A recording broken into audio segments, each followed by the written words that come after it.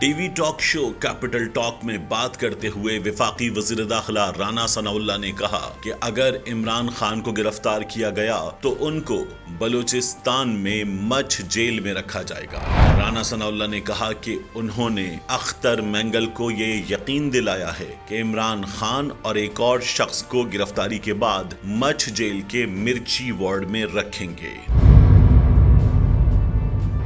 رانا ثناء اللہ کے اس بیان کے بعد ہر شخص جاننا چاہتا ہے کہ مرچی وارڈ کیا ہے۔ بلوچستان کی سب سے بڑی مچھ جیل کا مرچی وارڈ جیل کے گیٹ نمبر 4 کے ساتھ قائم وارڈ نمبر 9 کو کہا جاتا ہے۔ یہ وارڈ مرچی وارڈ کے نام سے بھی مشہور ہے۔ اس حوالے سے مختلف باتیں مشہور ہیں۔ یہاں انگریز دور میں نئے آنے والے قیدیوں کو رکھا جاتا تھا اور ان سے جیل میں کھانا بنوانے کے لیے لال مرچیں پسوائی جاتی تھیں۔ یہ وارڈ آج بھی مچھ جیل میں موجود ہے۔ 9 نمبر یا مرچی وارڈ ان دنوں بھی موجود ہے اور یہاں جن قیدیوں کو تنہائی میں رکھنا ہوتا ہے انہیں منتقل کیا جاتا ہے۔ 9 نمبر وارڈ ایک طرف اندھیرے میں واقع ہے جہاں اکثر سناٹا ہوتا ہے اور 10 سے 12 بیرکس میں قیدی الگ الگ تنہائی میں رہتے ہیں۔ یہاں ماضی میں بھی بہت سے سیاسی قیدیوں کو رکھا گیا ہے جن میں میر صادق عمرانی، نواب اکبر بگٹی، اختر جان مینگل شامل ہیں۔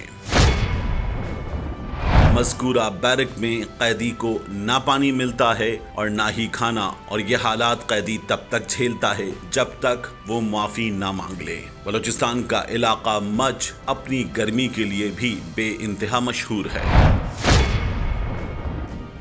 پھانسی کی سزا پانے والے متحدہ قومی موومنٹ کے سولت مرزا کو بھی اسی مچھ جیل میں رکھا گیا تھا۔